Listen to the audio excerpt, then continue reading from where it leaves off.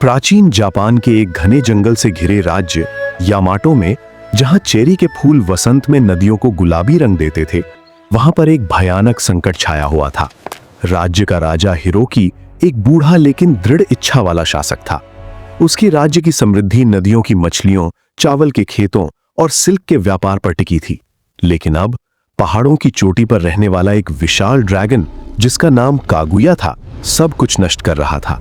Dragon की लाल आंखें रात में चमकती और उसके सांस से आग की लपटें निकलती जो गांवों को राख कर देती।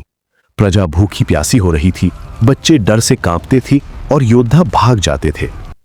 एक ठंडी सर्द की सुबह राजा ने महल के दरबार में प्रजा को इकट्ठा करके संबोधित किया। मेरे राज्य के लोगों, ड्रैगन का प्रकोप वास्तविक है। हमें अब और प्रतीक्षा नहीं करनी चाहिए। हमें एकजुट होकर इससे लड़ना होगा। मेरे वीर प्रजाजनों, ये ड्रैगन हमारी भूमि का दुश्मन है। जो भी इसे मार कर लाएगा, उसे ना केवल मेरी इकलौती बेटी राजकुमारी अकाने का हाथ मिलेगा, बल्कि पूरा राज्य उसके नाम हो जाएगा। लेकिन याद रखो तुम सभी, सच्चा योद्धा वो नहीं जो तलवार से लड़ता है, बल्कि वो है जो दिल से जीतता है। प्रजा में सन्नाटा छा गया। कई योद्धाओं ने कदम बढ़ाया, लेकिन डर के मारे पीछे हट गए। तभी भीड़ के पीछे से एक युवा लड़के की आवाज गूंजी। मैं करूंगा महाराज, मैं मारूंगा उस ड्रैगन को। वो था कैन, एक साधारण से किसान का बेटा, जिसकी उम्र महज 22 बरस की थी। कैन का शरीर मजबूत था, लेकिन उसके चेहरे पर एक उदासी की लकीर थी। उसके पिता ड्रैगन की आग में मारे जा चुके थे और उसकी मां बीमार पड़ी थी। कैन ने कभी तलवार नहीं उठाई थी।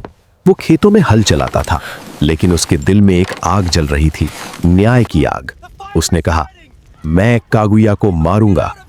राजा ने मुस्कुराते हुए कहा, तो जाओ केन, लेकिन याद रखना, यात्रा उतनी ही महत्वपूर्ण है जितना गंतव्य।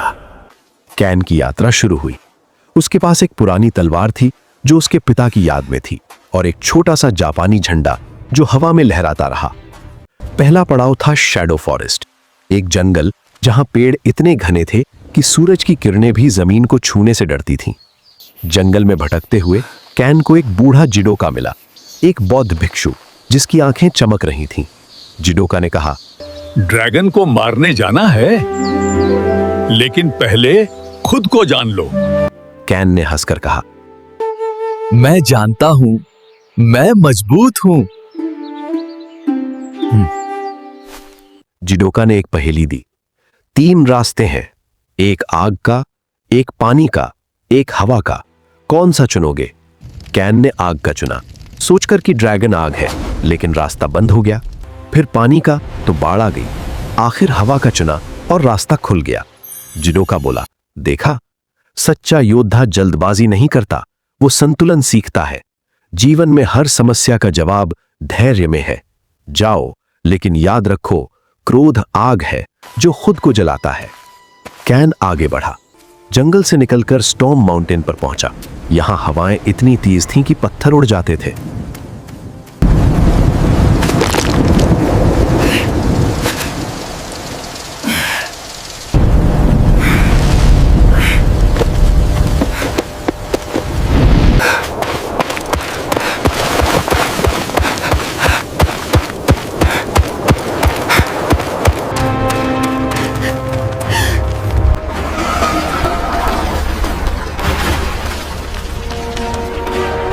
पहाड़ पर एक विशालकाय राक्षस ओनी मिला, एक भूतिया योद्धा जो पहाड़ की रक्षा करता था। ओनी ने कैन पर हमला किया। कैन की तलवार टकराई, लेकिन ओनी का हथौड़ा उसे उड़ा फेंका। घायल कैन ने सोचा, मैं हार जाऊंगा, लेकिन जिडोका की बात याद। ओनी, उसने लड़ना तुम छोड़ लड़ दिया क्यों रहे और हो? कहा, क्या ये पहाड़ तुम्हारा घर है? हाँ, लेकिन ड्रैगन ने मेरे परिवार को मार दिया। मैं बदला लेना चाहता हूं। बदला हमें अंधा कर देता है। मेरे पिता भी ड्रैगन से मरे, लेकिन अगर हम सिर्फ मारें तो चक्र कभी न रुकेगा। तुम सच्चे योद्धा हो, ताकत में नहीं, बल्कि माफ करने में जीत है। ओनी ने कैन को अपनी शक्ति दी, एक जादुई ढाल जो आग को सह लेती थी। अब कैन और ओनी एक नदी स्पिरिट रिवर पर पहुंचे। यहां पानी इतना गहरा था कि डूबने वाले कभी न लौटे। नदी की रानी एक जलपरी प्रकट हुई। उसने कहा, अगर पार जाना है तो परीक्षा देनी होगी। परीक्षा थी एक चमकता मोती ढूंढना जो नदी के तल में छिपा था। कैन ने डुबकी लगाई, लेकिन बहाव उसे घसीट ले गया। थक कर वो ऊपर आया। मैं असफल हूं। कैन ने फिर कोशिश की। इस बार उसने बहाव को समझा। उसने हार न मानी और मोती मिल गया। जलपरी मुस्कुराई। तुमने सीखा, जिंदगी की लहरें हमें तोड़ती नहीं, सिखाती हैं। हार मत मानो, सीखो और आगे बढ़ो। उसने कैन को एक जादुई तीर दिया जो कभी नहीं चूकता। तीनों साथियों के साथ कैन पहाड़ की चोटी पर पहुंचा, जहां कागुया का गुफा था। ड्रैगन विशाल था। उसके पंख आकाश छूते और सांस से लावा बहता। ड्रैगन गरजा, इंसान, तुम्हें मार दूंगा। कैन ने तलवार निकाली, लेकिन ओनी ने रोका। कैन, हमें उससे बात करनी चाहिए। फिर कैन ने कहा, कागुया, तुम क्यों इतनी तबाही कर रहे हो? इसकी वजह क्या है? फिर ड्रैगन बोला, मैं अकेला हूँ। सदियों पहले मनुष्यों ने मेरे अंडों को चुरा लिया। बदले में मैं आग बरसाता हूँ।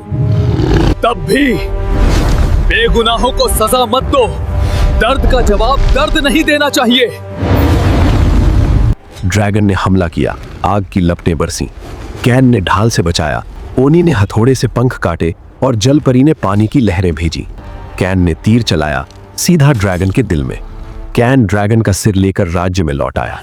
राज्य की प्रजा ने जश्न मनाया। राजा हिरोकी ने कहा, तुम विजेता हो, राजकुमारी, और राज्य तुम्हारा। लेकिन कैन ने झुककर कहा, महाराज, राज्य आपका रहे। राजकुमारी का हाथ वो खुद चुने। मैंने सीखा है, सच्ची जीत लालच में नहीं बल्कि सबक में है। धैर्य, करुणा, दोस्ती और हार न मानना, ये ही जीवन के सच्चे खजाने हैं। राजकुमारी अकाने मुस्कुराई। तुम्हारा दिल राजा का है। तुम एक अच्छे योद्धा ही नहीं बल्कि अच्छे इंसान भी हो गए। अब मुझे आज्ञा दे महाराज। राज्य में शांति लौटी। कैन अपने गांव लौटा, जहां उसकी मां ठीक होकर दरवाजे पर उसका इंतजार कर रही थी। बेटा, माँ, वो अब किसान था, लेकिन एक योद्धा जो जानता था कि सबसे बड़ा ड्रैगन हमारे अंदर का डर है और उसे हराने का हथियार प्यार है। रात को जब चंद्रमा चमकता तो कैन पहाड़ की ओर देखता।